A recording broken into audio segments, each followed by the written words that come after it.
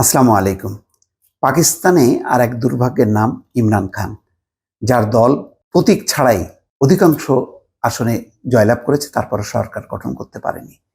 তৃতীয় এবং দ্বিতীয় অবস্থানে থাকা মুসলিম লীগ এবং পাকিস্তান পিপলস পার্টি জোটবদ্ধ হয়ে তারা সরকার গঠন করেছে এবং সামরিক জান্তারা নেপথ্যে কলকাঠি নেড়েছে, সাপোর্ট করেছে। আরও যতগুলি ছোট ছোট দল আছে সবগুলোকে নিয়ে তাদের দিকে ভিড়িয়েছে। ফলে সংখ্যাগরিষ্ঠ আসন পাওয়ার পরেও ইমরান খানের দল সরকার গঠন করতে পারেনি। ইমরান খান ক্ষমতায় আসেনি। শুধু তাই না, এখন যে পরিস্থিতি, তিনি জামিন পাচ্ছেন কিন্তু তারপরেও মুক্তি পাচ্ছেন না। তেমনই খবর, জামিন পেলেও মুক্তি মিলছে না ইমরান খানের। পাকিস্তানের সাবেক প্রধানমন্ত্রী ইমরান খান 190 মিলিয়ন পাউন্ড দুর্নীতির মামলায় জামিন পেয়েছেন। তবে আরও দুটি মামলায় তার যে শাস্তি ভোগের কারণে খুব দ্রুত কারাগার থেকে তিনি ছাড়া পাচ্ছেন না। পাকিস্তানের সাবেক প্রধানমন্ত্রী ইমরান খান 190 মিলিয়ন পাউন্ড দুর্নীতির মামলায় জামিন পেয়েছেন, তবে আরও দুটি মামলার শাস্তি ভোগের কারণে খুব দ্রুত কারাগার থেকে ছাড়া পাচ্ছেন না তিনি।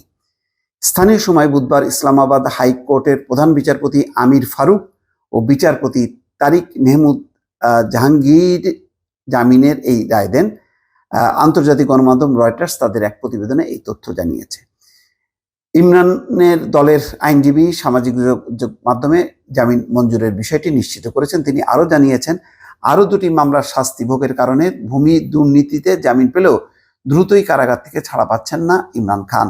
ইমরান খানের বিরুদ্ধে অভিযোগ ছিল, প্রধানমন্ত্রী থাকাকালীন একজন আবাসন ব্যবসায়ীকে অবৈধ উপায়ে সহায়তা করায় তার কাছ থেকে জমিটি উপহার স্বরূপ পান ইমরান ও তার স্ত্রী বুশরা বিবি।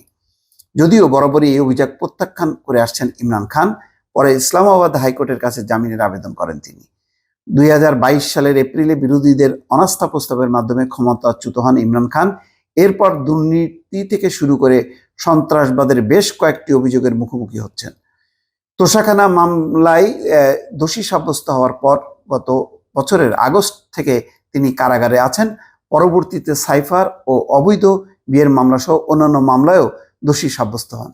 এটি হচ্ছে রাজনৈতিক দুর্ভাগ্য, যেই দুর্ভাগ্যের সঙ্গে বাংলাদেশ ভারতের যে রাজনৈতিক ব্যক্তিরা যখন বিরোধী অবস্থানে থাকেন, তারা যে দুর্ভাগ্যের মধ্যে পড়ে, ইমরান খানের হলো একই অবস্থা। দর্শক, ভালো থাকবেন। আল্লাহ হাফেজ।